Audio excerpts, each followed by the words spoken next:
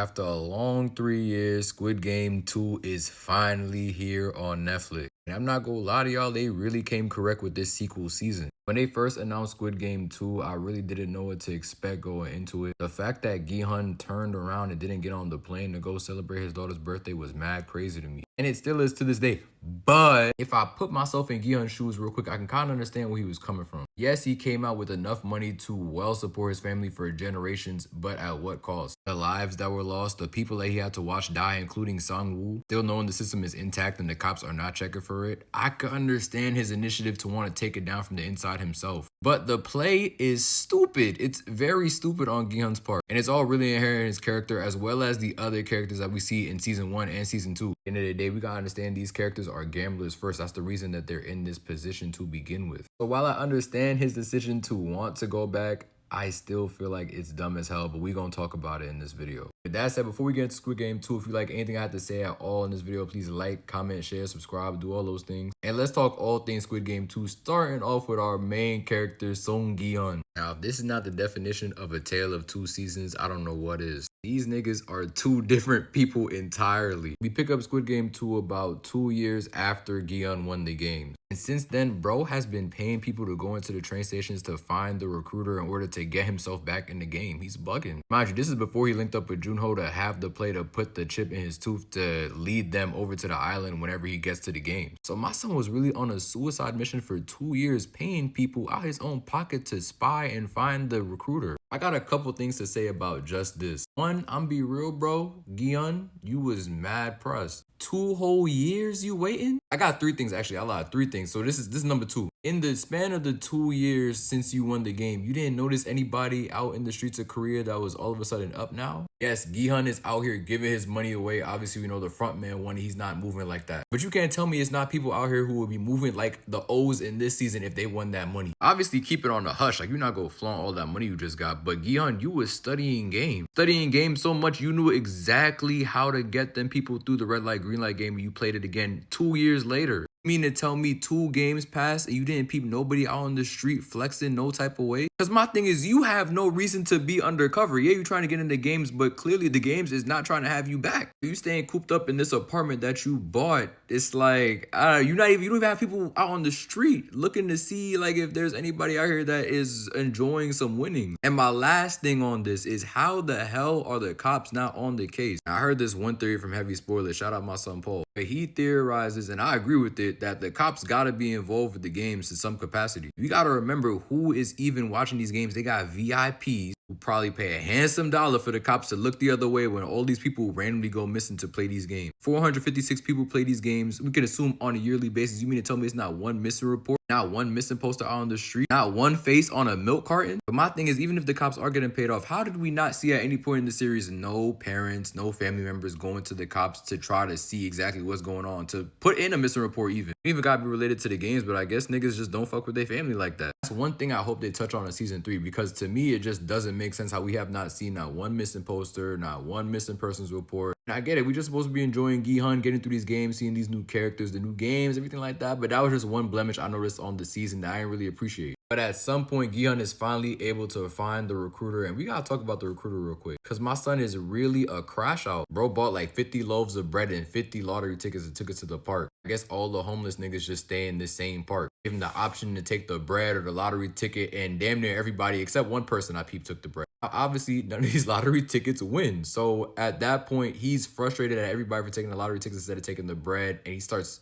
crushing the bread because I guess they didn't appreciate the bread that they could have right now, as opposed to the opportunity that they could have had to win the money by doing the scratch off ticket. But this nigga's a whole hypocrite, because whole time he's a risk taker himself. Out here playing Russian roulette with Gi-Hun, and he's so committed to the game that he doesn't even shoot Gi-Hun when he knows it's the last bullet in the gun, instead opting to take himself up out the game. This man is crazy. But yeah, we learned he played in the games when he was younger, and he actually took out his pops who ended up playing the games too. That is one thing I liked about this season though, is the incorporation of different families and different relationships in the game. We get to see a mother and son parent. We get to see a baby daddy and pregnant lady parent. We also get this rapper who has no bars at all. Like, he's getting glazed throughout the season, and I ain't hear him spit not one good freestyle at all. Ain't playing out one of his tracks. He could not be as lit as he think he is. That's one thing I will say though, is I think that the characters they had this season were really fun. I just wish that some of them got fleshed out a little bit more, including Thanos a little bit. But in the end, we got enough of his character. We already knew what he was about. It's unfortunate for his number one Glazer. We might talk about him later in this video. There's a lot of characters, so not everybody's gonna get a one-on-one, but just know it was a great cast that they selected for the season, in my opinion. We gotta talk about Gi-Hun real quick, the front man's brother. Because right after Gi-Hun and the recruiter played a little game of Russian roulette, Gi-Hun rushes in the apartment and tries to figure out exactly what's going on. He remembers Gi-Hun from the first set of games before he got into the game. He was trying to investigate him,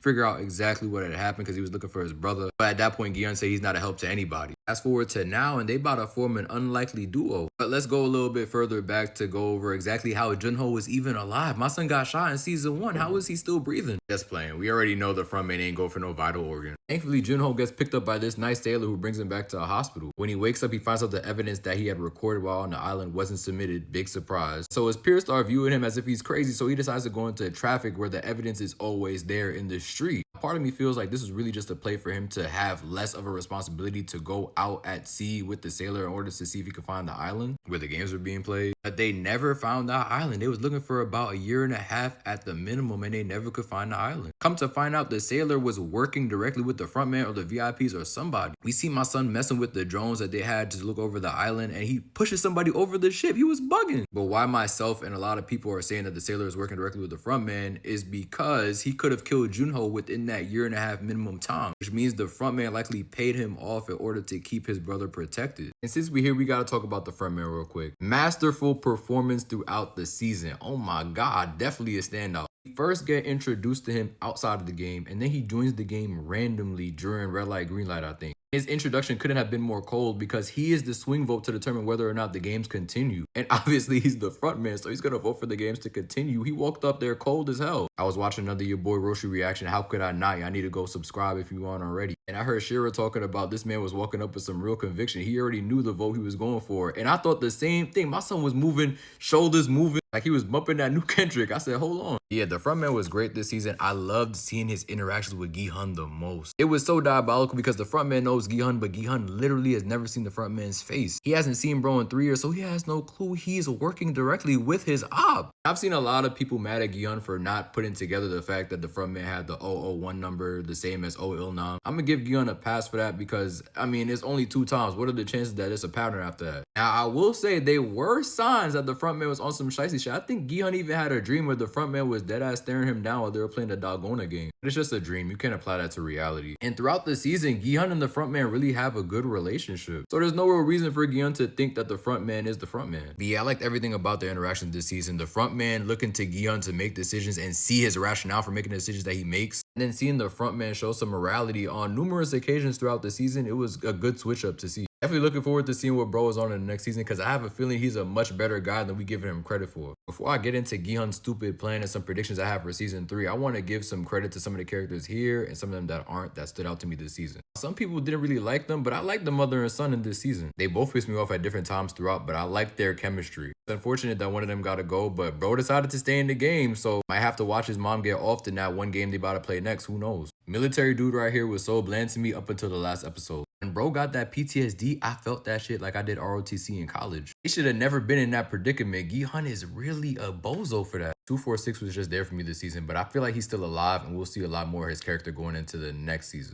Cryptocurrency dude was wild. It's bad enough he had that situation with his one night stand, but then he got legit beef with people in the game for giving them bad plays. That shit was crazy. Looking forward to seeing more interaction with him and his baby mom next season. Honorable mention, Shaman Lady was a crash out. Did not like her throughout. I messed with the trans character heavy. They were on BT the whole season. And Thanos' Glazer don't even deserve the time of day. Also want to say RIP to Gi-Hun's best friend who was a part of his dumbass plan. He was really willing to sacrifice the ex's lives in order to overthrow the game. Is he dumb? Brother, that was never happening ever. You yourself should have known you was never going to outgun them. It all comes back to what I said about Gi-Hun and all these characters inherently being gamblers, bro. They too cocky, some of them. Gi-Hun especially. Now you have to watch Sang-Woo and your best friend die right in front of you. That's tough. Not only that, but you doing this play got rid of more exes, which means the games are going to continue to go on. If we just going off last season, y'all got 3 more left. Which means in the span of 3 years, you would have seen Sang-Woo die, your best friend die, and the lives of 800 plus people all because you wanted to bet on yourself. I didn't even have time to get into predictions. I'm so mad at this nigga. Overall, I give this season an 8 out of 10. It was very good. Looking forward to seeing what they cook enough for season 3 in a couple months. That's all the Squid Game talk I got for y'all though. Let me know if y'all want that predictions video.